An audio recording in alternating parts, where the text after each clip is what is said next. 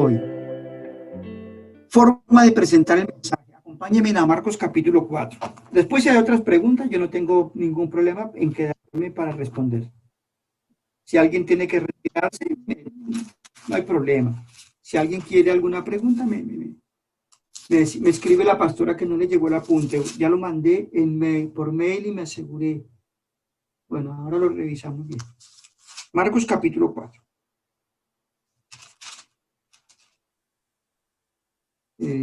A ver, miren.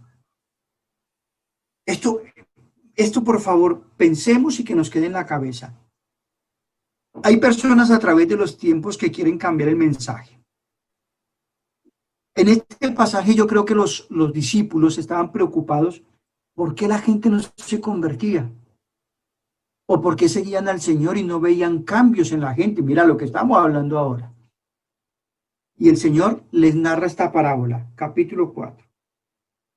Dice el versículo 2.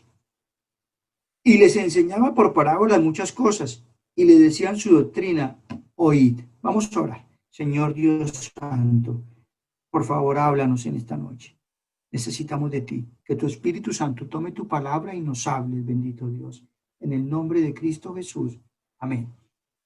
Seguían a Jesús en aquel tiempo por sanidades, porque no tenían nada material, porque querían escuchar un mensaje, pero no por lo fundamental, que era la sanidad espiritual, lo fundamental.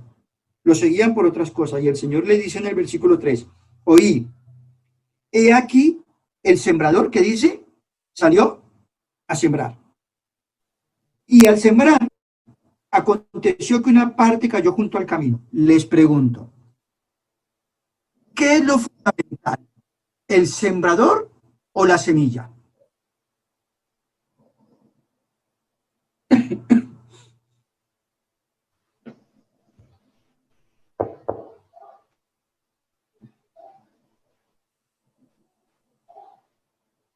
Les pregunto, ¿el sembrador puede ser cualquiera de nosotros? Así que nos expliquen un poquito cómo sembrar. ¿Puede ser cualquiera? Sí. Y nos explican cómo hacerlo, lo hacemos. ¿Cierto que sí? Sí. Ahora, Sí. si nos dicen que tenemos que sembrar la semilla, vamos, ¿qué semilla? A ver, a los argentinos. Denme una semilla. Trigo. Trigo. Vamos a sembrar trigo. El trigo lo puede sembrar cualquier persona, sí, que sepa más o menos, ¿no? Ahora, para sembrar semilla de trigo, ¿podemos sembrar semilla de calabaza? No. Sembrar trigo, ¿cierto? O sea que la semilla tiene que ser única, ¿cierto? Si queremos trigo. Pero el sembrador puede ser cualquiera. Dice que el sembrador salió a sembrar. 4. Y al sembrar, aconteció que una parte cayó junto al camino, y vinieron las aves del cielo y la comieron. Otra parte cayó en pedregales, donde no tenía mucha tierra y brotó pronto, porque no tenía profundidad la tierra. Pero salido el sol se quemó, y porque no tenía raíz se secó. Otra parte cayó entre espinos, y los espinos crecieron y la ahogaron y no dio fruto. Pero otra parte cayó en buena tierra, dice, y dio fruto, pues brotó, creció y produjo. Versículo 9, entonces él le dijo, el que tiene oídos para oír, oiga. Versículo 12. A ver, perdón, versículo 12, no.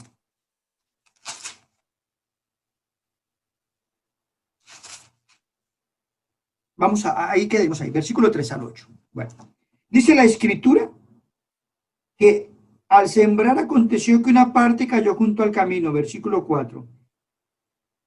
Y vinieron las aves del cielo y la comieron, ¿no? ¿Dice así? Sí. Ahora, acompáñenme al versículo 14. El sembrador es el que siembra la palabra. Y estos son los de junto al camino, en quienes se siembra la palabra, pero después que la oyen, enseguida viene Satanás y quita la palabra que se sembró en sus corazones. Versículo 16. Estos asimismo son los que fueron sembrados en pedregales, los que cuando han oído la palabra al momento la reciben con gozo, pero no tienen raíz en sí, sino que es de corta duración, porque cuando viene la tribulación o la persecución, por causa de la palabra luego tropiezan. Versículo 18. Estos son los que fueron sembrados entre espinos, los que oyen la palabra, pero los afanes de este siglo y el engaño de las riquezas y las codicias de otras cosas entran y ahogan la palabra y se hace infructuosa. Y estos son los que fueron sembrados en buena tierra, oyen, la reciben y dan fruto. Dice la Escritura que primero, dice el versículo 4, cayó junto al camino y vinieron las aves del cielo y la comieron. Todo agricultor lo que tiene que hacer es sembrar. Ahora, el agricultor lo único que tiene que hacer es sembrar. ¿Por qué? Porque la noche se va y tiene que confiar que él no sabe si va a dar fruto porque puede ocurrir cualquier cosa, ¿cierto? Pero su obligación es sembrar, no dar fruto. El sembrador no puede asegurarme que de ahí va a salir fruto, ¿o sí?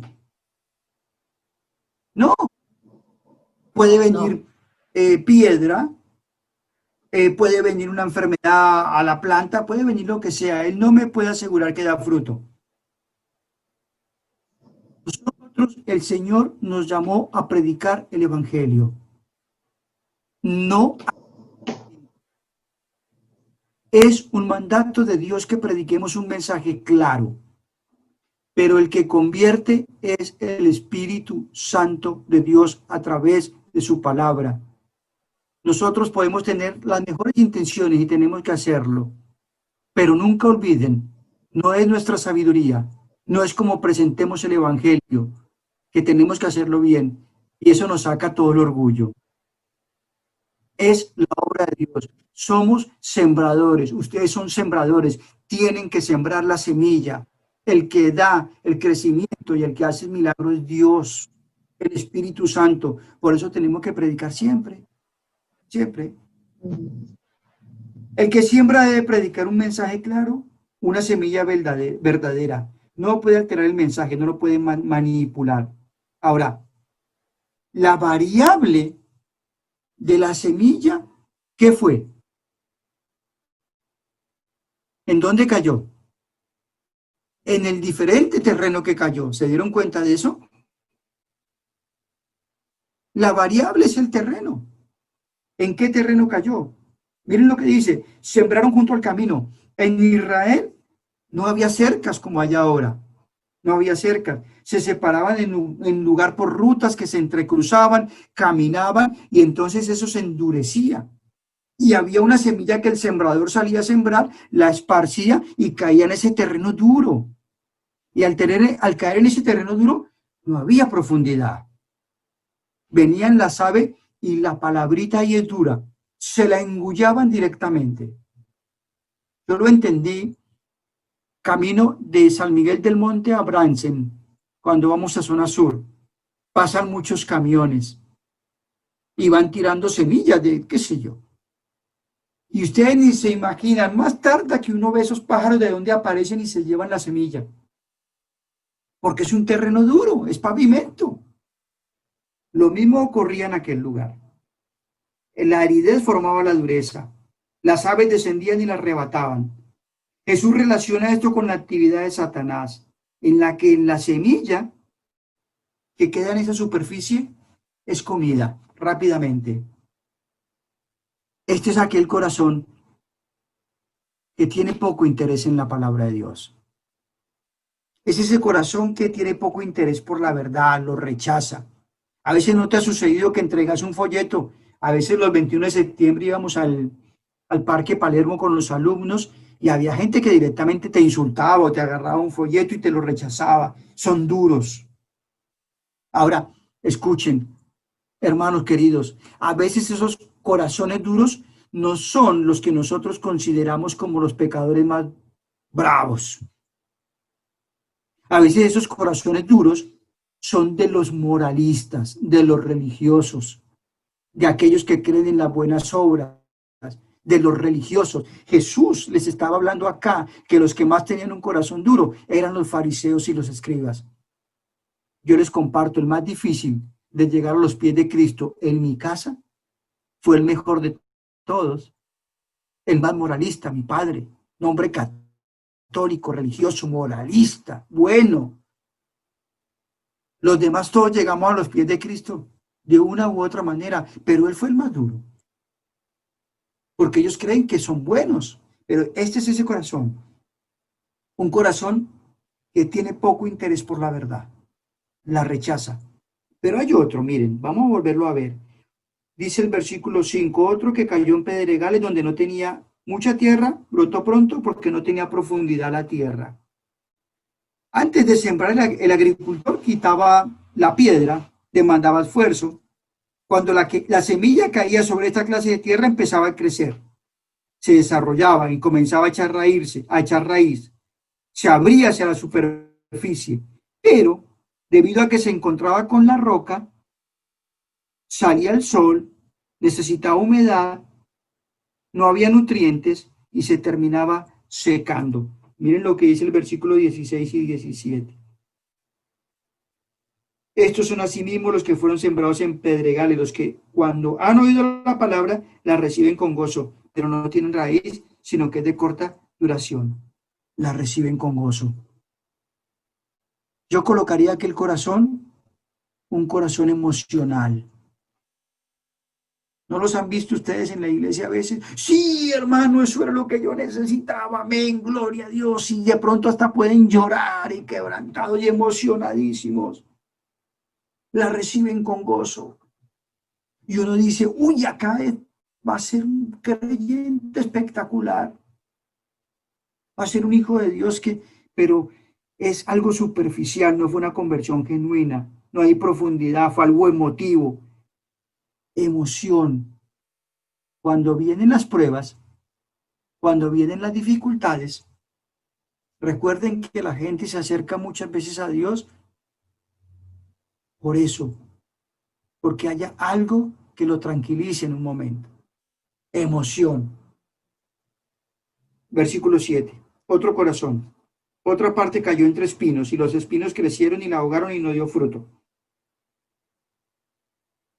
Versículo 18. Estos son los que fueron sembrados entre espinos, los que oyen, pero los afanes de este siglo y el engaño de las riquezas entran y ahogan la palabra. Tierra engañosa, ha sido arada y da apariencia de estar fértil, pero debajo de ella hay una red de raíces silvestres que ahogan la verdadera planta. Cuando terminan ahogándose, estas plagas indeseables eran comunes y peligrosas en los cultivos. Versículo 19 dice los afanes de este siglo.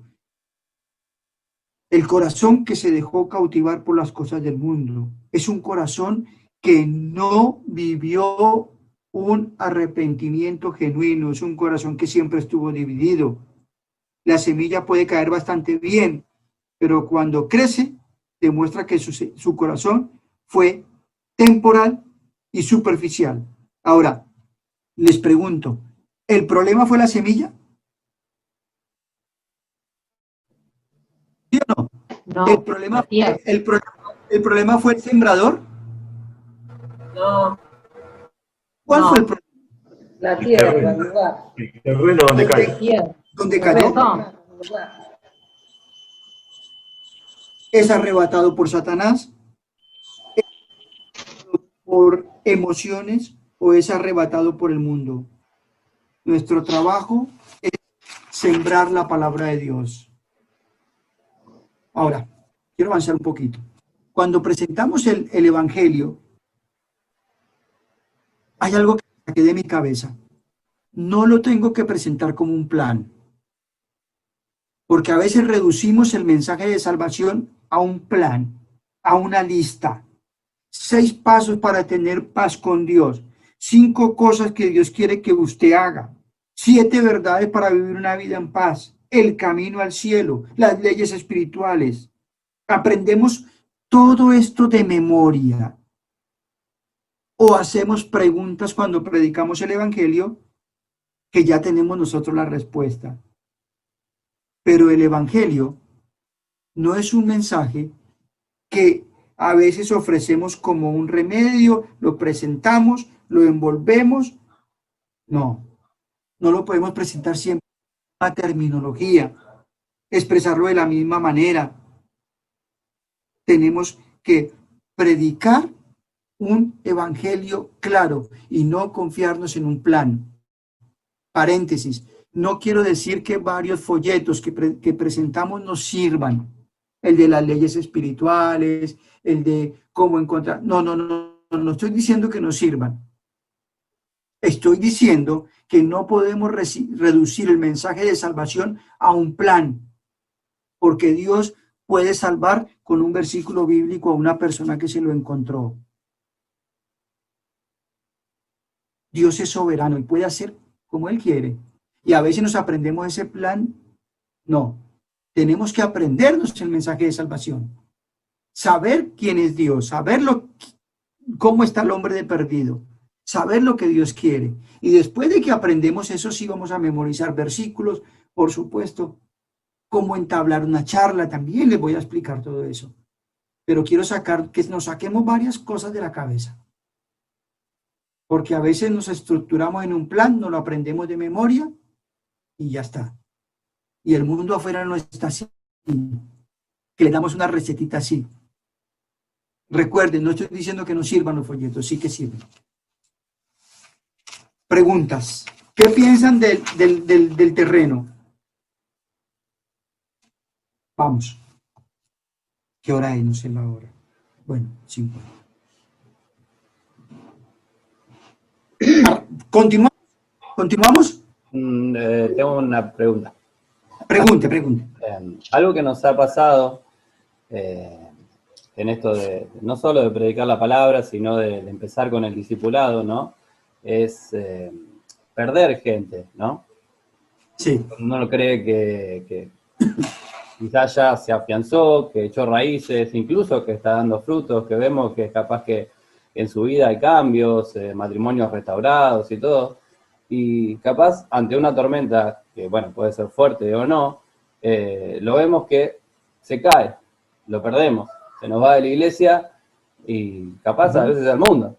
Sí. Y eso nos cuesta, a mí me cuesta mucho, lo siento como un fracaso mío, ¿no? Porque si bien, bueno, hemos sembrado la palabra, calculo que yo también tengo que cuidar de esa gente que ha llegado a Cristo capaz gracias a lo que uno le compartió en su momento, ¿no?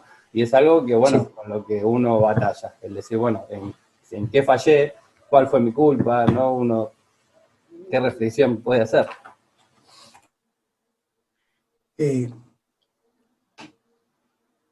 ¿Cuántos hijos tuvieron Adán y Eva? 2. ¿Los criaron igual? Sí. Sí. Uno salió para cualquier lado y el otro no. ¿Cuántos hijos tuvo Noé? Y 4. 2. 3. 3. Bueno, uno salió para cualquier lado. Vamos más adelante. Jacob. Y yo creo que recibieron lo mismo. Pero el corazón del hombre es así. Lo fundamental, mi hermano, es que no pierda lo que me dijo. Que le duela que se fueron. Ahí hay un problema. Si me dijera se fueron y no me interesó nada. Yo después les voy a hablar en cuanto a liderazgo de lo que es la compasión. Pero tiene que haber ese dolor, porque son gente que uno ama. Si no hubiera ese dolor me preocuparía. Ahora, si usted hizo lo que tenía que hacer, están en las manos de Dios. Y si me pregunta si son salvos o no, no lo sé. No lo sé. Si son salvos van a volver. Lo que sí tenemos que hacer es tratar de predicar un mensaje claro. claro, que la gente entienda un mensaje claro. Y que en el discipulado, que vamos a hablar también, lo primero que vamos a hablar es de la seguridad de salvación. Voy a tratar de hacerlo de discipulado algo práctico. Traté de enviarle los material, ya lo tengo en un mail, pensé que le había llegado. Sí, no me llegó. Sí. ¿Llegó? No, todavía no llegó. Bueno, ya lo mandé en un correo. De pronto me dan otro correo y lo mando también como para asegurar. Bueno. Para que tengamos el apunte. Pero quédese tranquilo, hermano. Tiene que haber evangelismo y discipulado. Otra pregunta, por favor. Miren, yo les digo algo. Si la iglesia, después de que termine esta pandemia, ustedes, estoy hablando de ustedes, salen a evangelizar, discipular, ¿cuántos son? Yo acá tengo 20, pero son más, ¿no? O sea, vamos a suponer que sean 30. 30, después de que termine la pandemia, predicamos el evangelio por todo lado, damos la oportunidad y discipulamos una sola persona, durante el año 2021. ¿Cuántos vamos a hacer? 60. Uno solo. Pero yo creo que uno puede tener más de un discipulado.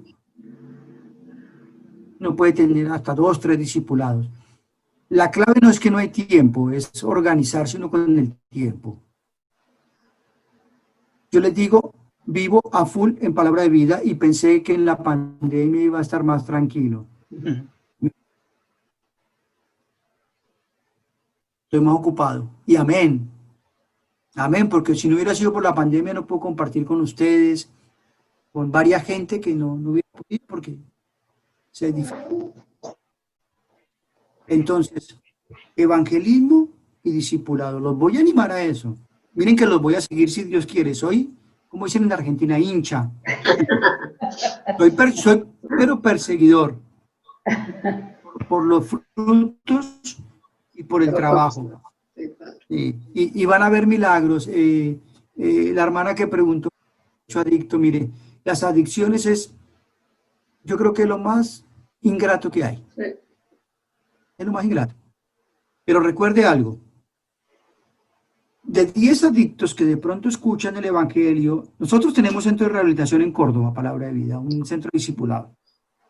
Todos los años traemos gente a campamento. Mire que le digo que llevo 28 años trayendo gente de Fuerte Apache, de Villa Tranquila. Me metí a Fuerte Apache a armar 50 personas, un micro.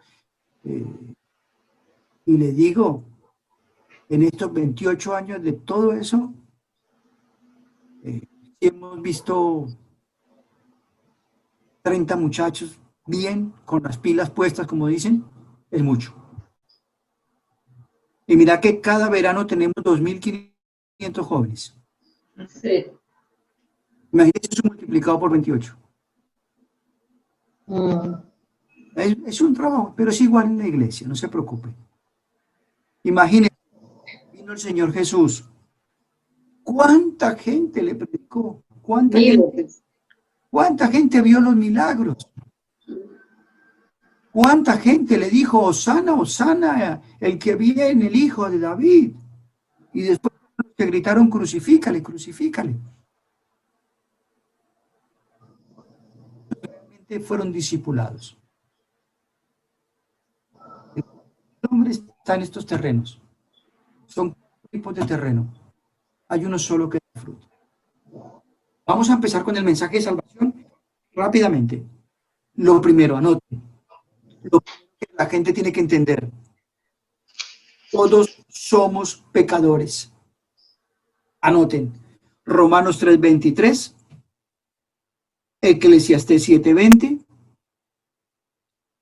y Isaías 64:6. Que ustedes lo van a leer y lo van a estudiar. Todos somos pecadores. Cuidado como le decís al incrédulo que es un pecador. Dígale, yo también soy un pecador. El incrédulo tiene que entender que es un pecador.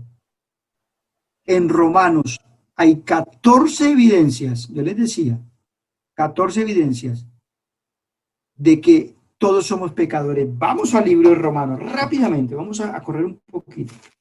Romanos, capítulo 3. Bueno, fui al libro de los Hechos. Romanos, capítulo 3.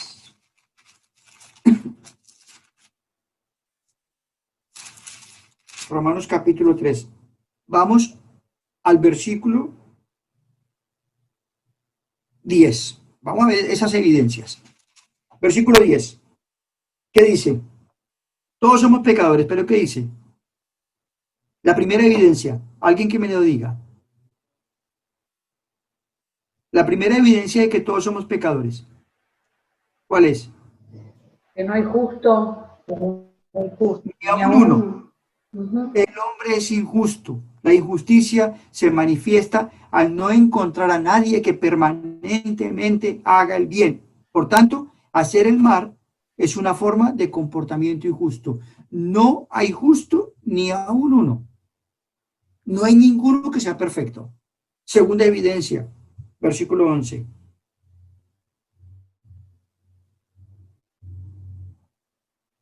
¿Qué dice? No hay quien entienda, no hay quien busque a Dios. No entiende las cosas de Dios. El pecado les ha hecho capaces de discernirlas.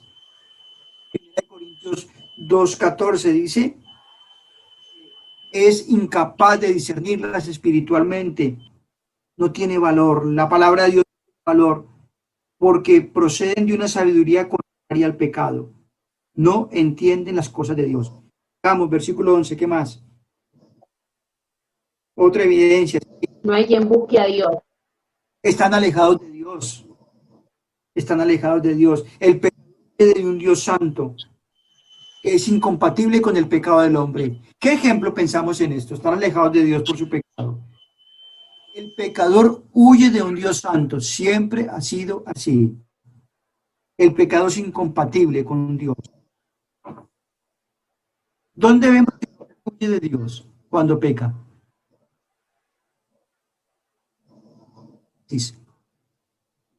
Cuando ¿Dónde Adán, qué? desde el Génesis. Cuando Adán y Eva pecaron, ¿qué hicieron? Se escondieron. Se escondieron. ¿Se escondieron? ¿Se escondieron delante de Dios? ¿No fueron ante Dios a decirle, Señor, hemos hecho lo malo? Se escondieron. El pecado hace que el hombre se aleje de Dios. ¿Qué tuvo que hacer Dios? Dios los llamó. Le dijeron, tuve miedo. ¿Por qué tuviste miedo? Ya Dios sabía, pero le estaba preguntando para confrontarlo. ¿Por qué tuviste miedo? Porque me di cuenta que estaba desnudo. Y me escondí. El pecado esconde al hombre de Dios. Versículo 12, otra evidencia. ¿Qué dice? Todos se desviaron. Todos Se hicieron desviaron. inútiles. Todos se desviaron. La primera evidencia, todos se desviaron. Es un alejamiento voluntario de Dios. Otra evidencia, se hicieron inútiles. La incapacidad de hacer lo bueno. Sus obras son inservibles para Dios. Por eso aquellos que hablan de las buenas obras, la palabra de Dios dice que las obras son como trapos de inmundicia delante de Dios. Las obras no le alcanzan para pagar por el pecado. Sigamos. Otra evidencia. No hay quien haga lo bueno. Son obras de iniquidad. Bueno, No hay ni siquiera uno. Versículo 13. Otra evidencia. Sepulcro abierto en su garganta con su lengua. ¿Qué dice? Engañan. La evidencia engaño. contaminados. Se compara con un sepulcro abierto. Engañan con su lengua. ¿Por qué? Porque es mentiroso, porque el hombre es destructor, quiere hacerle mal al otro. Versículo 14. Su boca está llena de maldición y de amargura. Primero dice, está llena de maledicencia. Aquel que dice mal de otros, no necesariamente mintiendo o calumniando, pero sí desprestigiando muchas veces o murmurando. Ahí nos vemos nosotros, ¿ah? Sí. También dicen, está llena de maldición y de amargura. pérdida de gozo. Pérdida de gozo, contamina a otros. Versículo 15, otra evidencia. Sus pies derraman sangre, corren al mal. Ahora, sus pies derraman sangre, corren al mal. Pero escuchen algo. A veces nuestras palabras son peores que los golpes. A veces hay personas que las herimos con palabras que quedan toda una vida resentidos por lo que les dijimos. Versículo 16, quebranto y desventura que dice hay en su camino. Calamidad, ruina, miseria. El humanismo dice que no, que la civilización crecerá a niveles de desarrollo y conocimiento, que la violencia disminuirá. No sé dónde estamos, pero eso dice el humanismo. Es una mentira. Son desconocedores del corazón del hombre. Versículo 17. No conocieron camino de paz. No hay paz en su corazón. Versículo 18, no hay temor delante de Dios. Son impíos, no tienen reverencia. No tienen reverencia de Dios. Es un mundo sin reverencia de Dios. Es un mundo que cada vez se está alejando más. No tienen reverencia y lo vemos en todos estos colectivos de todos los colores. Que cuidado, muchas veces se intentan infiltrar en la iglesia. Tenemos que tener cuidado. No hay temor. Y el versículo 23 dice, alguien que lo lea.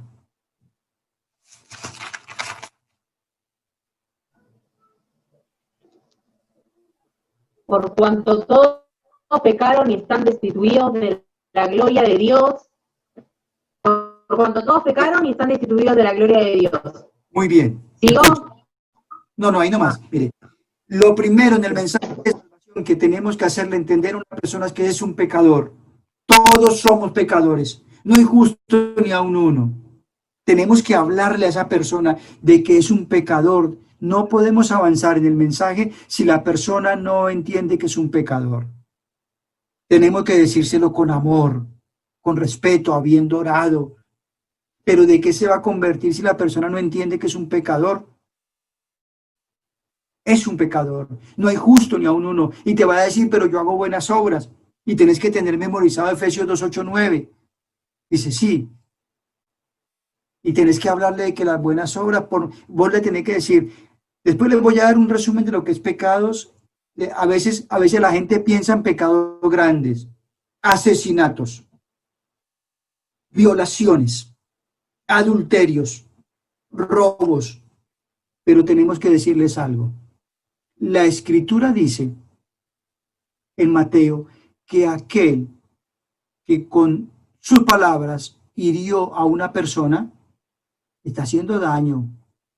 Es como un asesinato. Que con su mente odió es un asesinato. Y vos le preguntas, ¿nunca odiaste a nadie? A veces pensamos en adulterio, fornicación y todo eso, pero la Escritura dice que aquel que miró con sus ojos y en su corazón a una mujer de manera codiciosa, ya pecó igual en su corazón. Y tenés que confrontar a la gente. Nunca pecaste. No, yo nunca robé. Nunca te robaste 5 minutos de tu trabajo. Siempre fuiste perfecto. Nunca hablaste mal de nadie. Tenemos que hacerle entender a la persona de que es un pecador. El pecado. Ahora, viene lo segundo. El pecado trae consecuencias. El versículo que leyó mi hermana. Porque, ¿qué dijo? ¿La paga del pecado qué? Por cuanto todos pecaron, ¿qué? Están destituidos de la gloria de Dios. Y Romanos 6:23 dice, porque la paga del pecado es muerte, separación eterna de Dios. El pecado es algo que afecta al hombre, que produce consecuencias. Estamos desprovistos de su gloria. El pecado nos privó de una relación perfecta con Dios Santo. Estamos reducidos a vivir en tinieblas a causa del pecado. Por el pecado, desde Génesis capítulo 3, fue rota la relación con Dios. Es imposible recuperar esa relación por nuestros propios medios. Por eso tenemos que hacerle entender a la persona que es un pecador y que la paga del pecado es muerte, separación eterna de Dios. El primer punto del mensaje de salvación, todos somos pecadores. Voy a pasar un poquito y los dejo. El segundo punto, la paga del pecado es muerte, separación eterna de Dios. Escuchen, la muerte es un gran misterio para el incrédulo.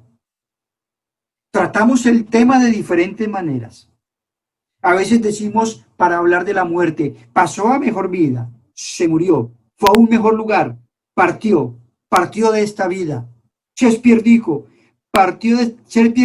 se despojó de este rollo mortal. Buscamos las mejores palabras. Un comentarista dijo que la muerte no tiene favoritos, niño, joven, viejo. Se muere el paciente, pero se muere el médico.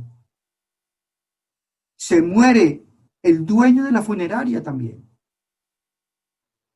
La paga del pecado es muerte. Ahora, vamos a hablar de aspectos de la muerte. Acá no está hablando de muerte física. ¿Qué es la muerte física?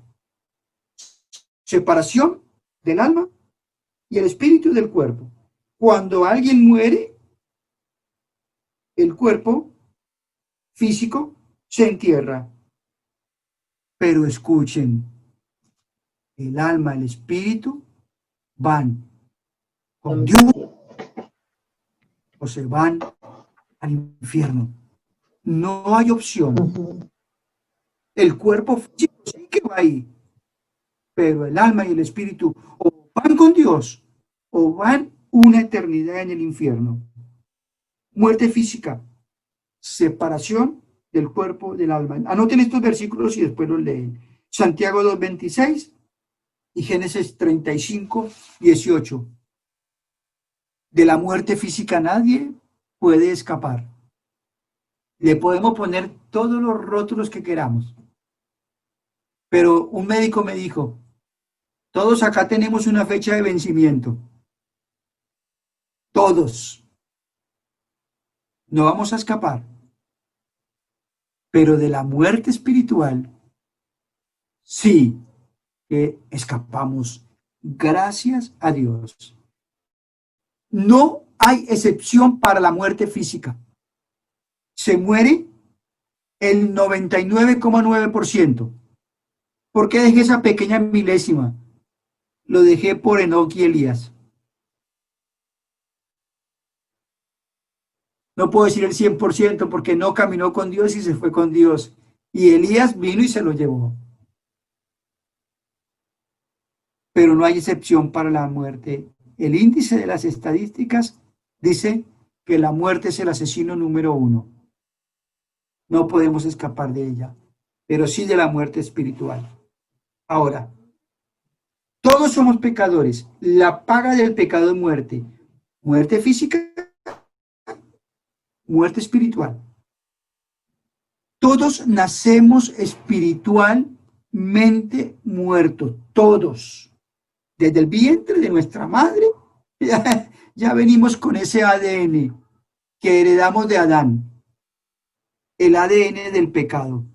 Todos nacemos espiritualmente separados de Dios. No tenemos relación con Dios por el pecado. Cuando el pecado entró en el mundo, se esparció a todos los hombres y mujeres y por eso estamos separados de Dios. Gracias a Dios, que como le dijo a Nicodemo, os es necesario nacer de nuevo. Un día nacimos de nuevo, creyendo en Él, pero el incrédulo que muere sin Cristo va a morir físicamente y espiritualmente y va a tener que enfrentar el video que ustedes vieron, la muerte eterna. La muerte eterna, Apocalipsis 20, 13 al 15, conocida como la muerte segunda, separados para siempre, sin ninguna esperanza, sin ninguna posibilidad de cambio. No hay opción. Lean El Rico y Lázaro. Por favor, envía que me moje con un dedito mi lengua. No hay opción. No hay opción. separado eternamente en el infierno por toda la eternidad. Es muy triste. A veces no pensamos en nuestra cabeza esa realidad. Todos somos pecadores y la paga del pecado es muerte. Los que aceptamos a Cristo como nuestro Salvador, morimos solamente una vez. Físicamente. Morimos solamente una vez. Porque nacimos de nuevo. Morimos solamente una vez y porque tuvimos un nacimiento espiritual. Y de pronto, puede ser, podemos sumarnos a Enoc y a Elías. Si Cristo viene en el arrebatamiento de su iglesia. Y no vemos esa muerte física, sino somos arrebatados con Dios. El que tiene a Cristo va a estar en el cielo y el que no tiene a Cristo en el infierno por toda la eternidad. No quiero avanzar. Voy a comentar para que les lleguen los apuntes, que está todo esto allí. Primer punto del mensaje de salvación, todos somos pecadores. El segundo punto tiene sus consecuencias. La paga del pecado es separación eterna. Eso se lo tenemos que hablar al incrédulo. Por tu pecado estás separado eternamente de Dios. Tenés que nacer de nuevo. Amén. Bueno, tengo un